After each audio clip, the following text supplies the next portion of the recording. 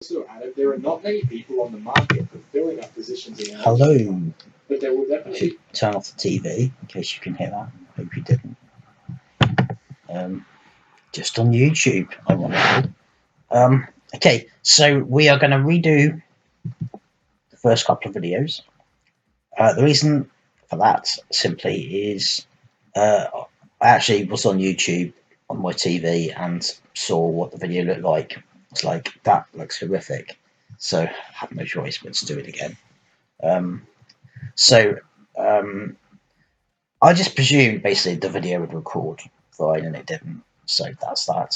Also, I noticed obviously the TV and phones, you've got an expanding and contracting of the size. So some of the slides actually would read well on a computer, for instance, but they don't read well on a mobile because of the size issue. So I've redone the slides. So you'll see what I've done. So basically, I duplicated them and made some of the smaller parts bigger. So basically, as you go through, so part of the reason for doing this on a video is you can just pause it. And actually, you should just be watching the video anyway. I haven't even said that yet, and just like taking it in and then going off and doing whatever. You should be stopping, and if you don't see what I'm explaining, try and pick it out for yourself. So either the video is going to be like hours and hours long because it's going to have lots of breaks, or I'm just going to talk through it, and then it's up to you to stop it. So obviously that makes for an easier experience and a shorter video, and then it means also you can stop it where you go, what does he mean? I don't know. Stop. Have a look. What's he pointing to? Which Hebrew root words? What are the letters? Not sure. Stop it. So etc. etc. So starting from the top.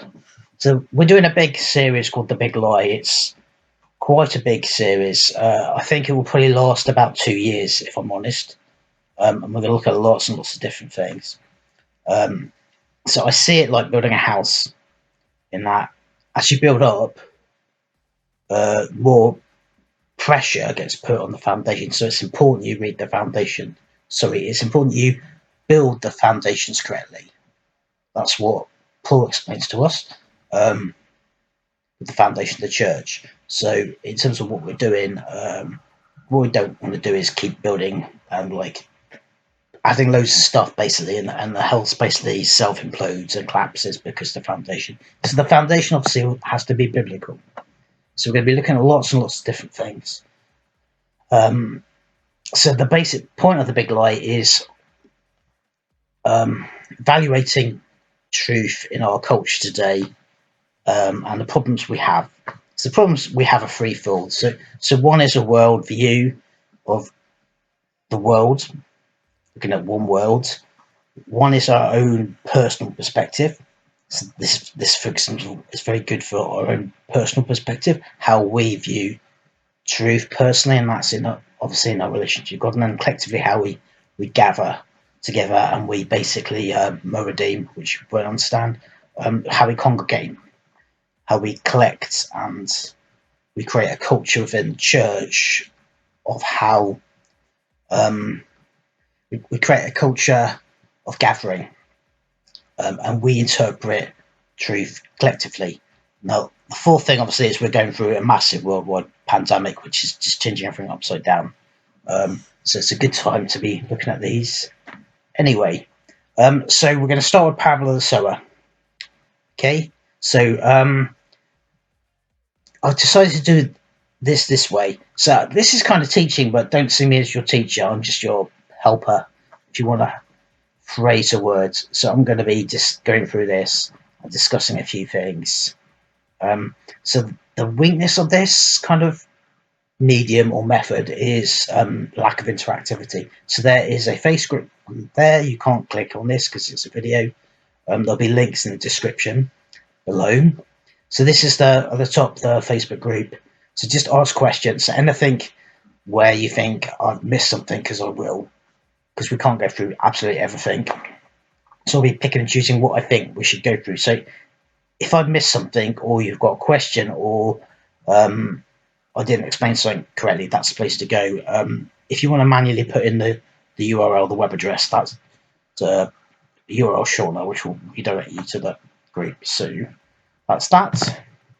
Right, so this is going to be very, very different, but it's going to be refreshing because you'll never have seen this before. It's going to be new. So we've got lots of things to learn. So we've been taking a Hebrew only perspective, and we're doing that for several reasons. One is it's a different perspective, and it's the one we're not familiar with. So practically, I think 99.99% of you would know either nothing or virtually nothing about Hebrew. Probably the thing you'll know is shalom means peace. Well, actually, it doesn't. So we've got a lot to learn. We'll cover that at some point. I've said that now. I've got to explain. It means completeness or wholeness. So it just doesn't mean peace. You get peace because you're whole. So everything's peaceful, not just what's going on around you. So that's what it means. Fulfillment in purpose, basically. I've got to learn to stop doing that. Anyway, so different perspective. There are others. We're simply sticking to this, partly because it's unique and there's lots to learn. And just for breadth, it's just going to be too big a study. But this isn't me telling you how to study, basically. I would personally just add this study onto your own study. And even some of what I'm teaching you, just incorporate a little bit. I think that's amazing. And just, if you study the Bible anyway, I'm not encouraging you need to be doing that in some formal manner. Not necessarily how people tell you should, but you should be doing it in a way that's beneficial for you. So just add this to what you're doing. So basically, what we're doing, because we're learning Hebrew, it's a new culture, new language. It's a bit so the key thing really is it's a totally different perspective. It's new and foreign, as I put, although it's still spelled foreign wrong. Basically, the simple thing to say on that is there's nothing in English which is like Hebrew, and there's nothing in Hebrew like English. So we kind of have to unlearn some of our learnings of how language works, because Hebrew just doesn't work like that, and it's not meant to. So what we're actually doing is actually simple. It's not frightening. It's not frightening, and instead it's accessible. So you're like, so we're not actually learning a new language. We're just learning how Hebrew works, and by understanding how Hebrew works, we can interpret the Bible a little bit more richly than we currently do, and that's our goal. So our struggle really is a cultural one. The point is, the Hebrew culture is like, depending on how you want to term it. So if we compare today's culture to the Hebrew culture when this stuff was written, and the culture of Abraham, for example, or of going back to Adam, going back to Noah. So we're talking about a difference of 5,000 years ish, sometimes slightly less, depending on what we look at. But the basis of the Hebrew culture is about, as far as we can assess it, about, I think most people would say, from a Christian perspective, from a biblical perspective, at least 4,000 to 5,000 years old. In between, we've got other ancient cultures like the Greek culture and particularly the Roman culture, and also other Middle Eastern, like the Muslim culture, that are quite alien and foreign to us anyway. So the point that Hebrew is older should mean that actually, it should be alien and it should be very different. Cool. If I missed something there, or there's something on that slide, again, just ask a question. I'm going to try not to repeat myself, but I will. So for us in this study, it's simply 3 things. So if you are scared, it's simply 3 points. So in the context of the power of the sower, Jesus goes out into a boat and starts teaching. So our aim is, 1, we're going to try and translate the Hebrew words Jesus used. 2, if I'm a Jew there in that situation, so I'm literally on the shoreline listening, how would I understand what I hear, not just the words? What's the meaning that I would get? And then 3rd is just the Hebrew root word system. So that's the basis of the Hebrew language. And it makes Hebrew unique, and it's the core thing that makes it unique. and it's the core thing that makes it work. We will go through stuff and add other nuances as we go along.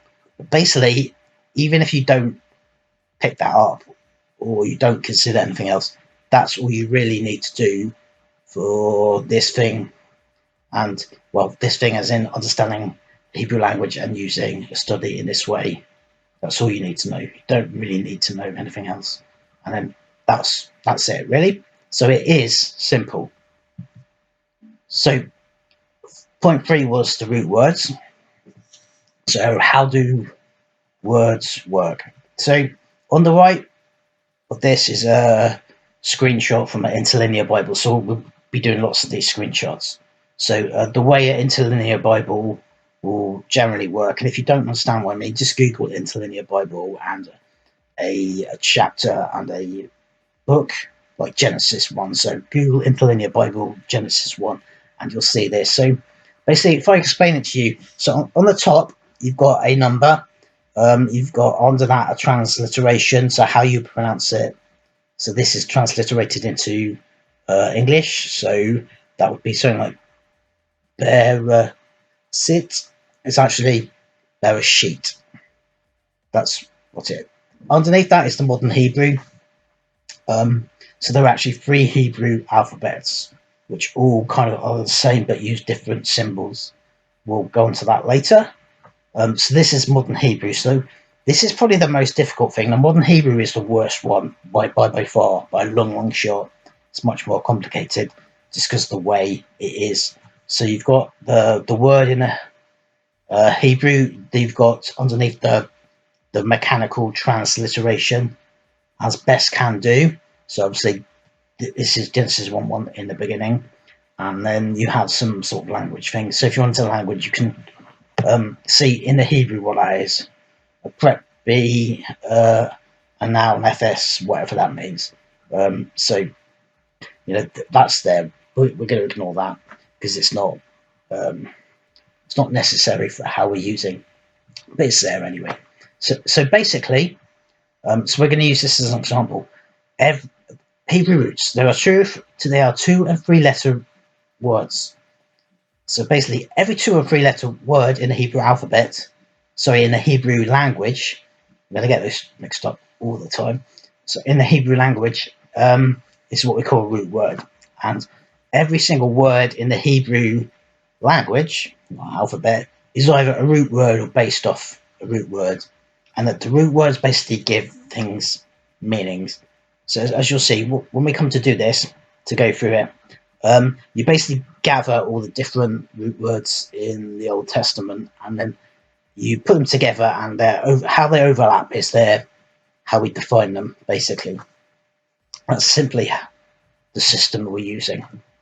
Actually, why we use that system? Because it's inbuilt within the Hebrew language itself, so it's self-interpreting what is said. So the point is, Jesus is using Hebrew to Hebrews, and they understand what he's saying. He doesn't need to translate what he's saying because they'll understand it. And when we translate that into English, because English doesn't work like that gets lost. So the film goes lost in translation. If you ever watched the film, you know what I mean. That's what we're doing. So, for example, this is beginning, or in the beginning, actually, literally. So it's Hebrew Strong's number 7225. So, as we said, in Hebrew, and this is kind of important to understand, but if you miss it, it's not really that important. It kind of is and isn't. So in Hebrew, as we said, everything relates to a 2 or 3 letter root word. So therefore, everything goes back to the root word. Now, the Western translation that we typically use is called Strong's, which then translate that into English. So the Hebrew Strong's number, so in this case 7225, and you can see that at the top in screenshots. So that then gives us a reference for that, so we can go online, look up that reference, and then every time that reference is used in the Strong's, we can see it in the Bible. Now the problem is not everything in the Bible, not everything in the Strong's is related to a root word. Only some of the words have root words, so we can't pick up all the root words. Also, there is no connectivity there. So in the Hebrew, you'll have different terms and different words that have the same root word, but in the Strongs they'll be given different numbers. So that's the difference. So actually, if you translate what we're doing here in the Hebrew to the Strongs, you need several root words. So, for example, this is a good example. So, in the beginning, the term used here in the Strongs references 7225, but the root word is 7218. So, therefore, if you try and do what we're trying to do in the Hebrew in the Strongs, you need to know all the words, as we said. So, basically, that's the full word. The roots that word. So, basically, we have. So, in the beginning, it's Bereshit. It's got a Bet, a Resh, an Aleph, a Shin, a Yod, and a Tav. So out of that, the root word, which is the H7218, is the Resh, the Aleph, and the Shin. And the prefix, so the prefix is the Bet, and the suffix is the Yod, Tav. Now, there was one thing I would have loved someone to explain to me when I started this journey, and it's simply this. It's the fact that in understanding in English, every single unique word is a unique word. Well, that's not how Hebrew works again. So how Hebrew works is you have a prefix and a suffix. And as you can see actually on the screenshot interpretation, in Hebrew it's one word, in English it's three. So what it literally says, if we literally interpret it, is in beginning. So ancient languages, they miss stuff like the and a. So it's just in beginning, and we have to then translate what we think that means for it to make sense in English, which is to add generally a the or a. So it has to be in the beginning or in the beginning. Or it could be something else, but generally in this context for that word, that would be the two main interpretations. Okay, so so here again we've got a root word, a prefix, and suffix. So the typically Hebrew will use letters of the alphabet for particular types of prefixes and particular types of suffix. So the suffix for that uses the B in Bereshit, which is the Hebrew letter Bet. So all Hebrew letters. So for example, a B in English is called a B. A B in Hebrew is called a Bet. And actually, Bet means something. It's a Hebrew word. So Bet means in, and we've got the root word, and then the suffix is Yod, Tav, which means in. And that's how you make up Hebrew words. So what you'll see is sometimes we'll have a root word with just a suffix and a prefix. Sometimes you'll just see a root word, and sometimes you'll have the root word with a suffix, a prefix, and then also another term. So basically from that other term, if you take a root word and add any other letter of the I was going to say English, any other letter of the Hebrew language, that then is a child or branch term related to the root word. Okay, so that's how it works. It's very, very simple. If you haven't understood that, actually it doesn't matter. You'll quickly pick it up. So we're just basically outlining how Hebrew as a system works. As I said, you'll pick it up. It's no big deal. I think that's it. Again, any questions on that, just ask in the group. Stop saying that. Yeah. So we've done that. Right. So literally what we're going to do, so there's two ways to do what we're trying to do. One is just translate the law, which is going to take forever. And one's just translate the terms and the words which are really important to what we're studying. So for example, and, we don't need to translate and or he, because and he is in Hebrew is and he in English. But for example, behold is not exactly the same in English as it is in Hebrew. So that's what we're doing. This is kind of why we're doing this.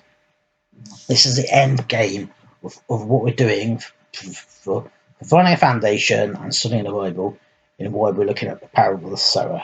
And this is what hooked me into this, why we should do this. So if you read the parable of the sower, obviously one of the great things about the parable of the sower is Jesus gives a translation or an interpretation of what he's taught. Now that's the only place that he does this, for this parable. It doesn't do it for any of the other parables, so that's good.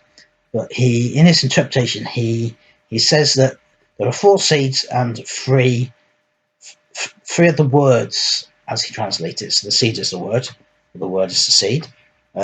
So 3 of those seeds that don't grow or don't produce fruit are for 3 reasons. So basically, using one word terms, it's something's stolen, lost, or choked. So stolen by the birds of the air, lost because it can't sustain itself because it has no roots, or is choked by the world. And kind of when I was thinking about what to do, in the broad context of I think I should do this big lie series, it's like, okay, that's pretty much how we feel in this season, and it kind of hit me. If that's true, which I think it is, because I think in this season, with this pandemic, we all feel like the world's been tipped upside down somewhat, but the things in our lives are important. Some of it's been stolen, lost, or choked. So therefore, looking at this will give us some feedback to how we can live as Christians in terms of God's truth in this season, and teach us about how to live more productive lives. And that's the point, really.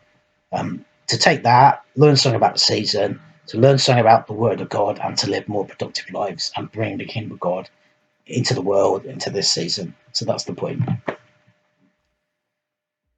So just to recap very briefly. So in English, a word has one definition. That's not how Hebrew works at all. So when we do what we do, which is gathering all the different definitions from the root word and 2 and 3 letters. So sometimes generally we'll look at 3 letters, and sometimes we'll look at 2, depending on the word. So ground, for instance, will cover a lot of this, and a lot of 2 and a lot of 3 and a lot of everything, really. You'll see what I mean. But some words, obviously, in Hebrew are 2 and 3 letter roots. So sometimes we'll be doing 3, sometimes we'll be doing 2. Obviously, when we do a 2, there's more phrases. But generally, a 3 letter root has between 3 and 6 definitions.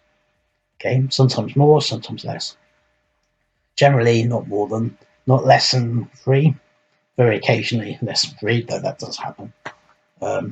Between 3 and 6, and sometimes more. So actually, we'll see that already in what we're studying. So effectively, what we're doing is collecting those different definitions, generally between 3 and 6. And this gives us a much richer meaning than we can just get out of the English interpretation. It enables us to grasp more fully what Jesus is teaching. And that there are also some cultural things. I haven't put this on the slide, but the next point would be doing a cultural definition. Obviously, this is a journey, which it kind of is. We're at the beginning of this, so we're not too bothered about getting the cultural interpretation right, because we don't understand anything about the Hebrew culture. But that would be the next important step. So either that's nonsense or it's true. So if it's nonsense, the system doesn't work, and what we'll see is it does work, so it's not nonsense. So end of that discussion. So this is our first phrase. So behold, the sower went to sow. So now I'm going to take you through the general slides. So a general slide will look like this. So this is originally how I did the slide before I saw that you couldn't exactly see the Hebrew, so it kind of makes the point pointless. So we've got a slide there, which is the main slide. Then we've got a repeat of the slide with just the words, and a repeat of the slide with just the Hebrew. So you'll either see that, well, you'll see that to come. So actually, no, what I'll do is so this is the first slide with everything. This is the second slide with just the wordy bits, and this is a slide with just the Hebrew bits. So the point of doing the second and third parts is so you can see it in the video, particularly if you have a smaller device. If you can't see it, you probably need to have it on a bigger device. Basically, I'm not going to be able to make it perfect for everyone, but that's the idea. Try and make it mostly perfect for most people. So secondly, explain to you what's actually. So we'll be doing different slides. most of the slides will look like this. So this is kind of this is the word we're looking at. So the word we're looking at from the parable of the sower is behold. So in the title, you can see behold, then a three-letter. You go, oh, what's that? Well, that's modern Hebrew. So you see a hey, a nun, and a hey. Then you see the Strongs. So if you ever want to go back to the Strongs and look up all the different verses to get a more richer, because you can, and I would encourage you, if that's what you want to be doing, that's what you should do. Okay. If I did this for everything, it would go on forever. But there are some points where you want to do that. That's fine.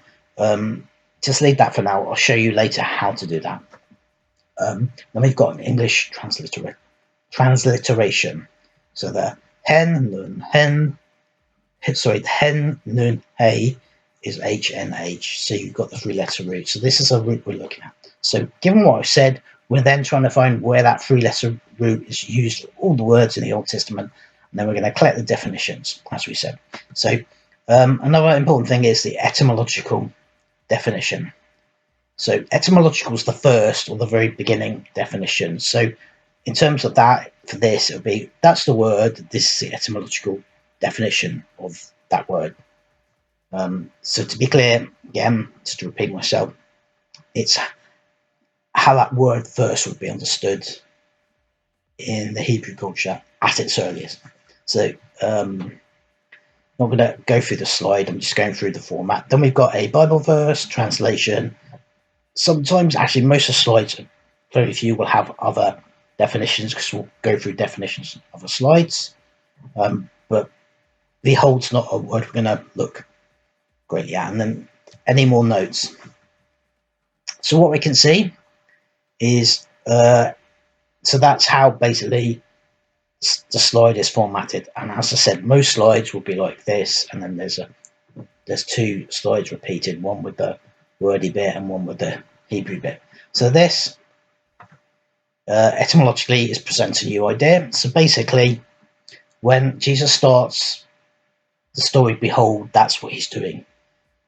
He's basically telling a story with words, but he's saying, behold, look at the picture that I'm telling you because I'm presenting something new to you. So we see that in Genesis 1:31. So here it's translated indeed. Again, if you need to skip, can't see that, wait for the next slide and then pause it. So you can see the 2009. So in the screenshot from the interlinear, it's the top left and indeed. So here we have, I'll do that later actually. We've got different verses, so we're going to briefly look at this. So there are other definitions of behold. See, looketh right, this place, now. So the interesting idea about seeing and looking at something, beholding something, is Jesus later on quotes a verse from Isaiah about seeing to see. And that kind of hooks in with the idea that he's used this phrase already. Okay, so if we go to the third slide for behold, where we just got the Hebrew. So the verse is from Genesis 1:31, and saw God. So basically what we're doing here is everything we're teaching, we needs to be taught from the Bible, else what's the point? So we're using a Bible reference to see how it's used, and that's important. That's easy to understand. So, and saw God everything that he had made, and indeed it was good, very, and there was evening and there was morning. So see, that's the creation story. So literally it would be, and saw God everything that he had made, behold. So the idea that it's introducing a new idea, he's just created this and he's looking at it. Oh, that's good. That's Tov. Or Miod Tov. Very good. So here, so again, you'll probably need to look at the the slide with just the Hebrew one. So we can see, and indeed, we can see the Hebrew, so we can see the hey, nun, hey. So it's just, I'm basically proving to you that that root word's been used there. So you can see it. You can see it matches as well with the heading. So with the, it's just got a suffix here. So we've got a vowel for and. So the vowel we used an example for in the beginning was so with the vowel, the prefix was bet for in the beginning, which means in, always means in, and the prefix for and is always this vowel.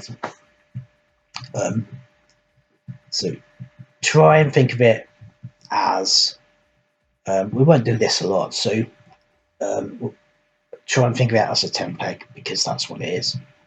And it means and it secures something to the ground. Like a tent peg, and it holds, in the terms of a tent peg, it holds the tent up. So we won't be doing this for everything, but basically my role, as I see it, in terms of narrating or even teaching, if you want to, is to just explain a few simple things. So we'll be explaining simple things. So that's behold.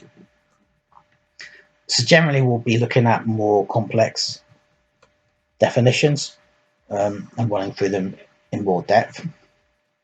So behold, a sower came to sow, or however you want to translate it. So sow and sow are basically using the same root word. So actually it's the same root word in English, but that's not going to be the case most of the time. That's going to be rare. So the sow is Tsadi Resh Ayin. So we've got the TS or Tsadi, the Resh, and the Ayin, the AY. So when I put the English transliteration of the root word, most Hebrew words are like ours in that there's just one. So most letters are like our letters in that there's one letter makes one sound. But that's not quite the case in Hebrew. There are a few that make duplicate. So the ayin makes an ah sound, generally, not always. And that's the thing, actually, a point to make. The hardest thing with learning Hebrew is speaking it.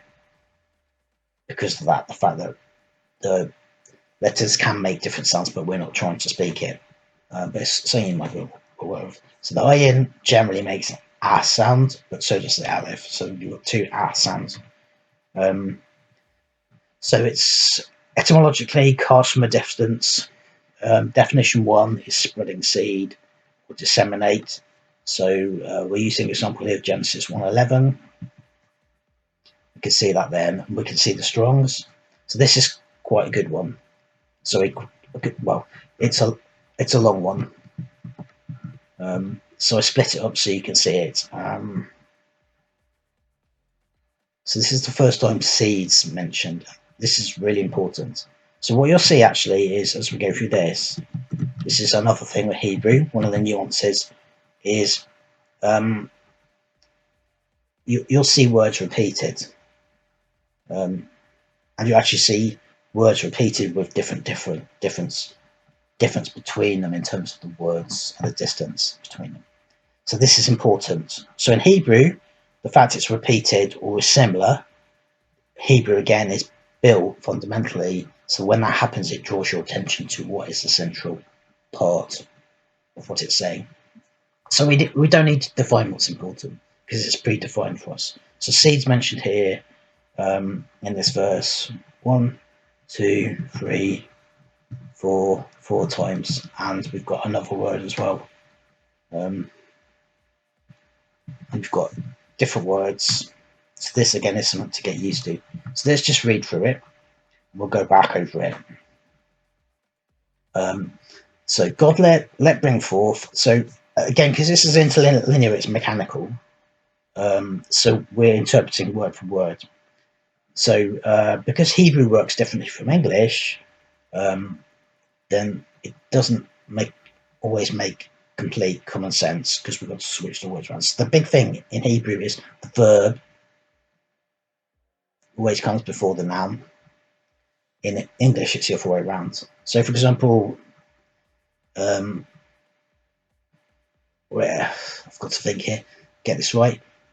In the beginning, God created the universe. In Hebrew, it goes, in beginning created God, and that's because the verb has to come before the noun, always. That doesn't mean that God created, that's just the way Hebrew works. So Hebrew is a verb orientated language. So in that sense, it's painting a picture of what. So you're reading, but it's what you can see from what you're reading. That's important. So the verb's important. The verb's important to the language, therefore, which is why the verb comes first. Makes sense, doesn't it? So all these new things you're learning, all of them just make sense. Actually, English doesn't make a lot of sense. You really have to repeat it to learn it, particularly stuff like spelling. Hebrew, in that sense, is no different. But again, we're not looking. So God, let bring forth the earth, grass, the herb yields seed, and the tree fruit yields fruit according to its kind, whose seed is in itself on the earth, and it was so, and brought forth the earth, grass, the herb that yields seed according to its kind, and the tree yields that fruit whose seed is in itself according to its kind, and saw God that it was good. So it's kind of repetitive, which Hebrew kind of is anyway. So that's why the Bible's repetitive, because that's the way Hebrew works. So again, when we're naturally translating, we keep the words, although it's not necessarily how we would talk or how we would write in English. But as we can see, seed comes up a lot. So actually, this is a really important verse in the Bible because it talks about how God created the world to be self-perpetuating via seed. So for seeds here, scientifically DNA, and that's another point we'll come into later, is that Hebrew is very scientific in a certain sense. So you don't need to really understand what that means. What it simply means is you should be able to see what it says in the world and see that what it says is true. So what it's saying is basically the world's self-sustained by seed. That's basically what it's saying. It's just got a long way of saying it, but it's saying it in a poetic way because that's what Hebrew is. All Hebrew is poetic. It's not formal or informal. It's just poetic. That again is within its nature. It cannot not be poetic because that's what it is. So you see, everything has a seed in it. So literally, how you would read this verse is not how it's being translated. So literally, how you would read the verse, literally, what it's trying to teach as well, is what it's trying to say. It's the herb, the seeds, and the fruits. Basically, that's partly how it explains how everything is self-sustaining. So from grass, you get the seed from grass, which creates grass. From the herb, you get the seed of the herb, which creates herbs. And from fruit, you get the seed of the fruit, which creates fruit. But everything begins in seed form, and then it grows. And that's a process. So that's something else. So in Hebrew, it always wants to describe a process. So we can then scientifically see that process in the earth. So it's basically describing how things grow. So we can see, observe the earth and how things grow, and we see that's true. But we can also note the fact that because it's describing a process, it doesn't need to describe the rest of the process. So it's actually describing within itself stuff that's not written in the text literally. But because it's scientific and it's describing a process, once we understand that process, we understand what it's saying. That's basically what it's getting at. So this is actually fundamentally a very, very, very important verse in the Bible because it describes a lot of things very simply about how God created the world. So in terms of seed, so what we see is God says, let them bring forth the earth grass, the herb that yields seed. So yield and seed is the same root word. So we've got yields here. We've got seed. So seed is that root word. So yields uses the same root word. It sticks a yod in it. I'm not going to explain why that is, how that works. That is very typical of Hebrew, to take a root word and to change it slightly by sticking a yod somewhere. Yod's a very popular word. You can see there were loads of yods and stuck. Sometimes the yod is part of the root word, sometimes it isn't. And we have also a mem as a prefix. Mem's quite common. So it continues, tree, whose seed. So is seed. So the is been implemented to make it sound okay in English. But we've got a tsari, a resh, an ayin, and then we've got a vav as a suffix.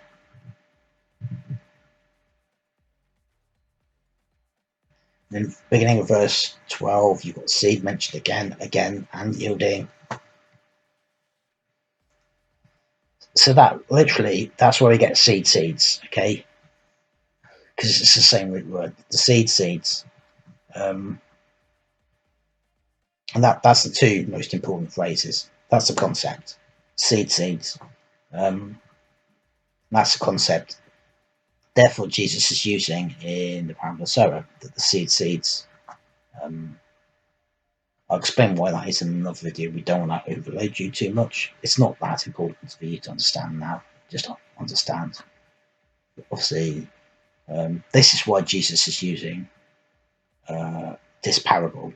So, and I kind of our Western English understanding, it doesn't matter, but actually it does, because the Hebrews understand that seeds. So when Jesus starts talking about seeds, they understand, seeds. And that's what we miss in the translation.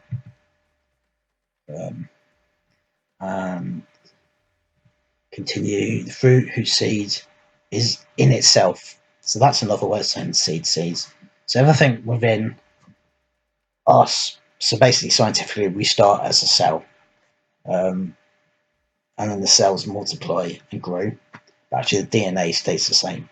That's what it's saying. So actually, that's what it's saying, which is what it is saying in Hebrew. Then it's scientifically fact.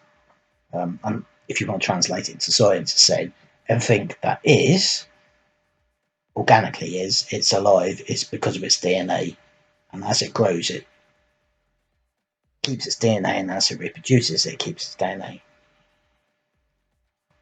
And that DNA is in the seed, and that DNA doesn't change, which is something science says doesn't happen. It says the theory is evolution, it changes, but actually the Bible states to science as well in the Bible that that's not true. And actually the Bible's right. If you look in the world, you'll see that the Bible is right. So that's kind of how shall I put this? I'm not going to be diplomatic. That's sticking it to the scientists, basically, because they'll say that the Bible's wrong. Off of the Bible. Well, the Bible contradicted you before you contradicted the Bible, and contradicted you 5,000 years ago. And this is what truth means. Yeah. So that truth is in the Bible, and in the first chapter of the Bible, in the story, which again the scientists may mock, or they may not mock. But that's what it's teaching us. Okay, so we've got another verse in Psalm 126.5. Actually, stop there. This is a really important verse. And I think this teachers will go over at some point because it's important, because we're talking about sowing. So let's not do this now because it's going to get too complicated, but we'll do it at point. So anyway, this is another verse in the Bible. So that's a very unique, particular verse because it's very important. Not that other verses aren't important, but because of the richness of what it's teaching. So this is just an example just to show you that where typically you might see something expressed in the word. So that's very literal actually as well, and this is very metaphorical, as we might put it. So Psalm 126.5, those who sow in tears and joy shall reap. Continually he who goes forth and weeping, bearing for sowing seed, doubtless shall come again, rejoicing, bringing his sheaves with him. So we've got the word sow. So we've got Sadi, Resh, Ayin, and shall reap. Sadi. Sardine? Yes. No, it's not. It's something else.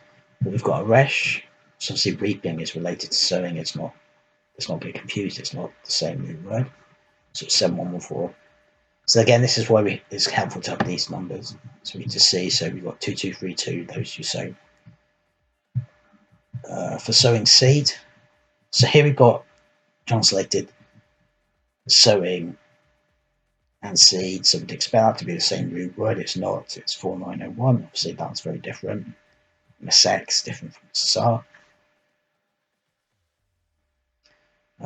So this would be like breadcrumbs. So I looked this up before because I obviously wouldn't know. A trail of seed, basically. So it relates to seed, but it's saying a trail. So it's not a good translation. So it's better translated bearing a trail of seed. That's quite a imaginative picture. Okay. So this is definition 2. So again, typically this is what we're going to be doing. You can see highlighted there the Strong's 2232. So definition 2 is conceiving. So this is interesting. This is what Hebrew does. So it uses the same things metaphorically for practically or physically. So obviously we all know what seed is. We have a different word, which is conceive, but the Hebrews use the same word. And that's the point of seeds. The seed conceives what the seed becomes, basically. That's the word put it. So Leviticus 12:12, and you can see there. So if you go into the Hebrew, we can see the Sardi, the Resh. Again, you've got a Yod, which is this kind of apostrophe thing, and the ayin. So it's got a root word, and it's got a prefix for, which is tav, which would be has, or could be used as. Normally we just shoot through these, so we're beginning to shoot through them as we're explaining less. So definition 3, arms. So why arms? Because quite simply, in Hebrew thinking, because it's all very practical and very verbal orientated, what does the thing relates to the thing. So the arms obviously disseminate the seed, so naturally the word for arms would be, we'll just use the same words. That's what they're doing. So you've got here, in this verse 24, the arms here 2220 highlighted. Again, we've got Sadi Resh, Ayin, we've got a Yod. I think that's plural. Yeah. A Yod as a suffix is plural, as a prefix is he. So literally we've got the arms of his hands. So the arms has got, because it's plural, has got a Yod. In the hands it's got Vav. And we've also got a prefix of Yod, which is he. In this case, his. You might need to pause that and just look at that. Don't think it's too big a deal.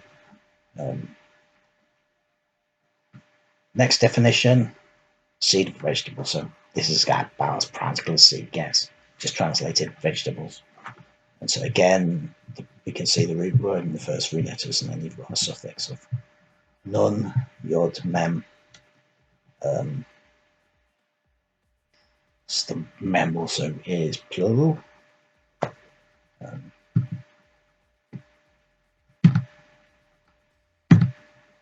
So that's, we've done behold, we've done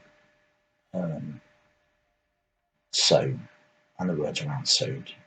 So how we do sowed is generally how we're going to do most words. So we're going to do the same here, but on ground. But we're going to do it slightly different.